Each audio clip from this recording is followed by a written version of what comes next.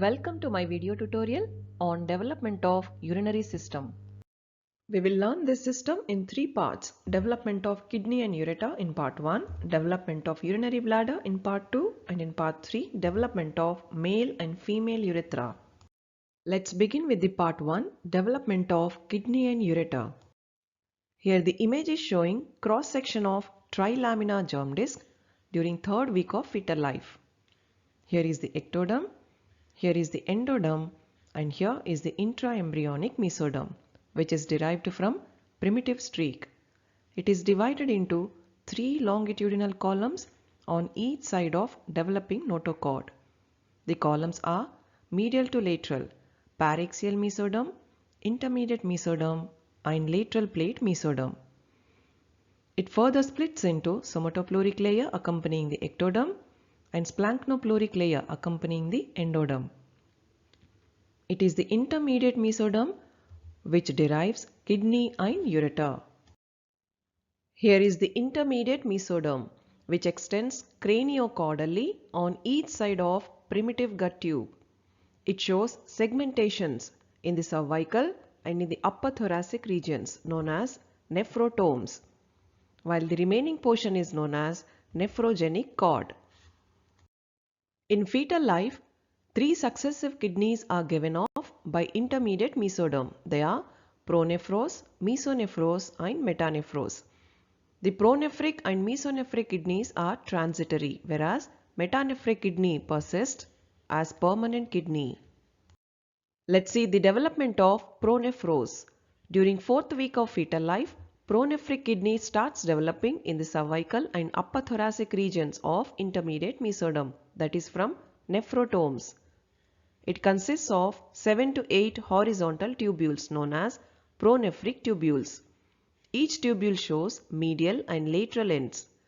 Lateral ends of all the pronephric tubules open into a vertical duct known as pronephric duct, whereas their medial ends dilate to form nephrocele, which opens into the coelomic cavity as a peritoneal funnel through an opening called nephrostome.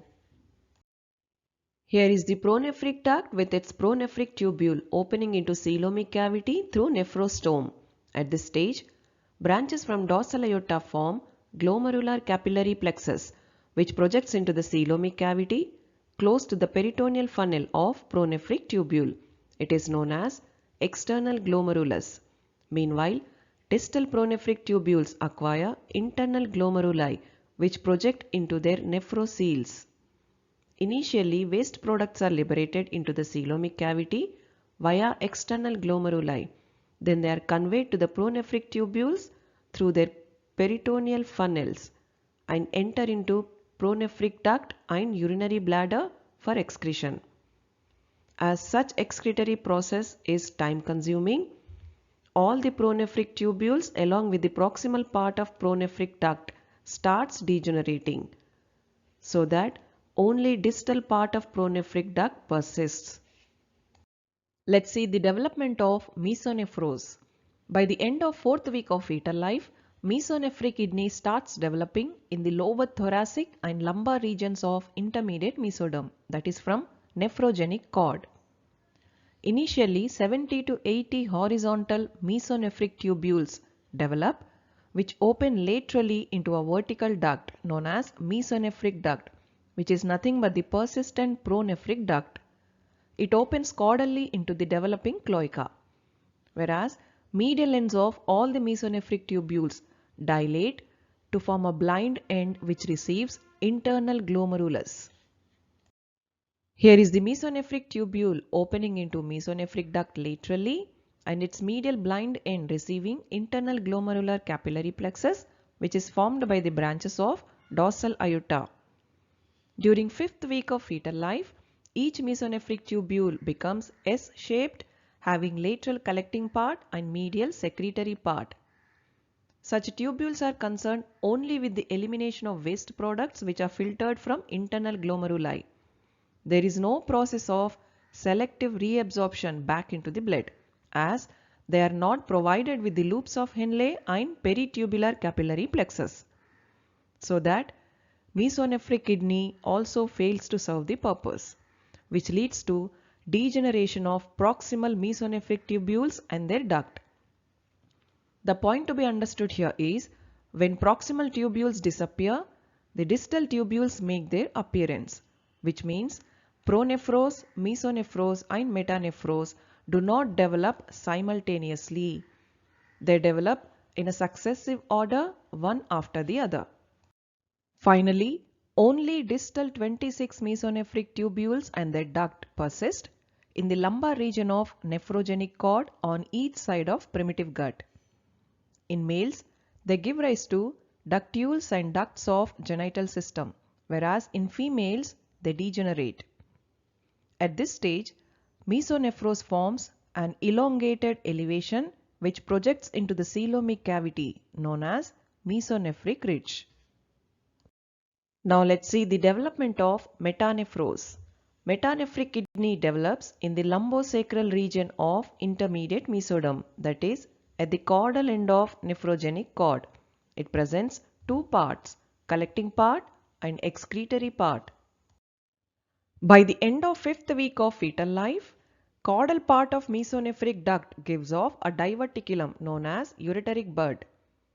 Its distal end dilates and invades the nephrogenic cord behind the mesonephric ridge, lying dorsomedial to mesonephric duct. While doing so, the mesenchymal cells of nephrogenic cord proliferate and surround the ureteric bud as a cap-like structure known as metanephric blastema. During its growth into the nephrogenic cord, the ureteric bud shifts its position from dorsomedial to dorsolateral to the mesonephric duct. As the ureteric bud grows into the metanephric blastema, its dilated end divides into cranial and caudal parts. Each part undergoes dichotomous divisions. First order of division give rise to major calyces. Second, third, fourth orders give rise to minor calyces, whereas from fifth order onwards they give rise to collecting tubules. The point to be noted here is each major calyx undergoes 13 or more generations of dichotomous divisions to give rise to minor calyces and collecting tubules. Such dichotomous branching of ureteric bud happens under the influence of chondroitin sulfate. Finally, the stem of ureteric bud gives rise to ureter and its dilated part persists as pelvis of the ureter. Here is the tail end of the embryo during 6th week of development. Here is the mesonephric duct opening into the cloaca. Here is the ureteric bud growing into metanephric blastema.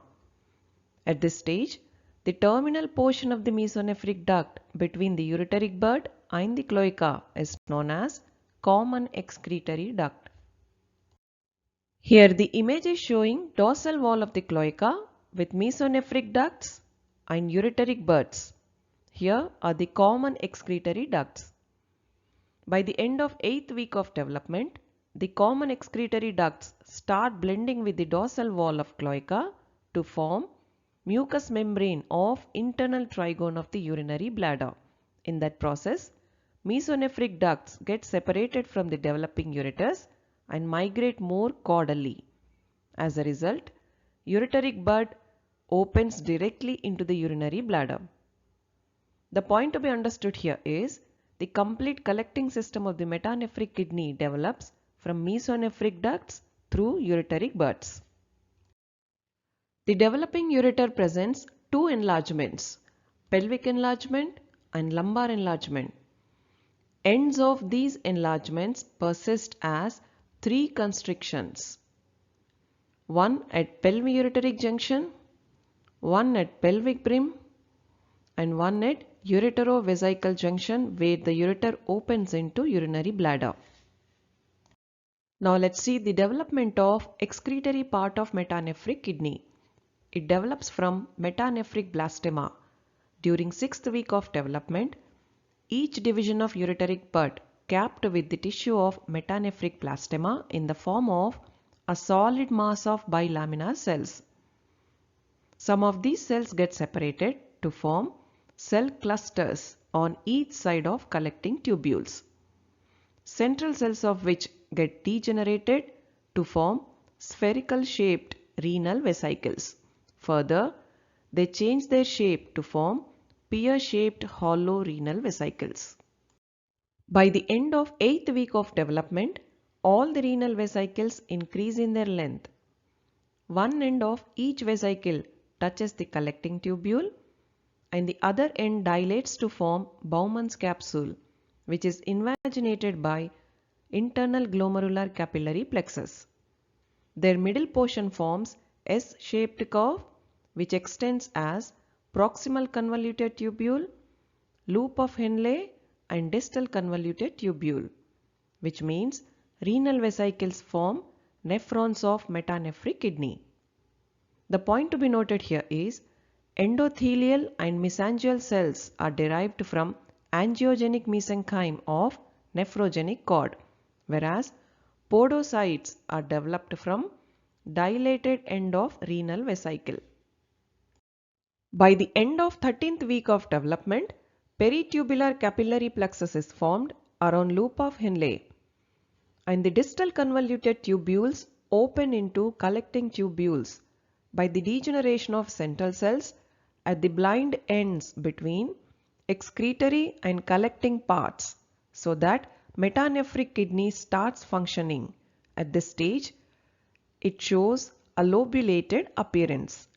The point to be understood here is earlier evolved nephrons occupy corticomedullary junction known as juxtamedullary nephrons, whereas later evolved nephrons occupy cortex of the metanephric kidney known as cortical nephrons. Let's summarize the development of kidney and ureter.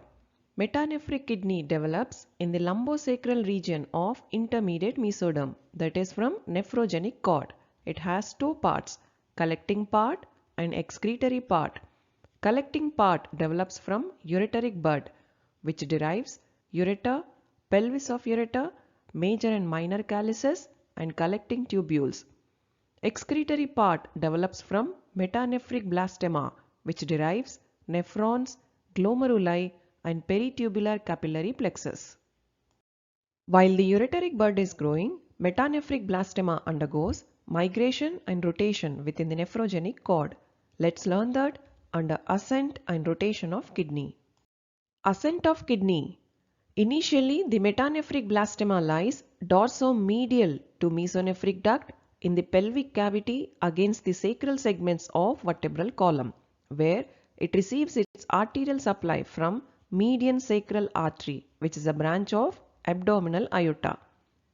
Further, it ascends dorsolateral to mesonephric duct and reaches the iliac fossa, where it receives its arterial supply from internal and common iliac arteries.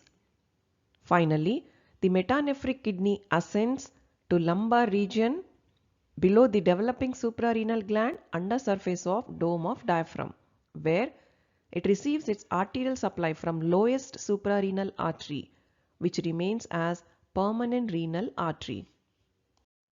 Factors responsible for the ascent of kidney from pelvic region to lumbar region are lengthening of ureteric bud, uncurving of fetal curvatures, small pelvic cavity, and also better nutrition for metanephric kidney. Rotation of kidney. Before the ascent, hilum of the kidney is directed ventrally. During the ascent, kidney undergoes medial rotation around its vertical axis, so that hilum of the metanephric kidney turns medially when it reaches the lumbar region. Now it's time to see few congenital anomalies of kidney and ureter. Agenesis of one kidney, failure of formation of one kidney, or multiple kidneys may form, or there may be single kidney with double ureters.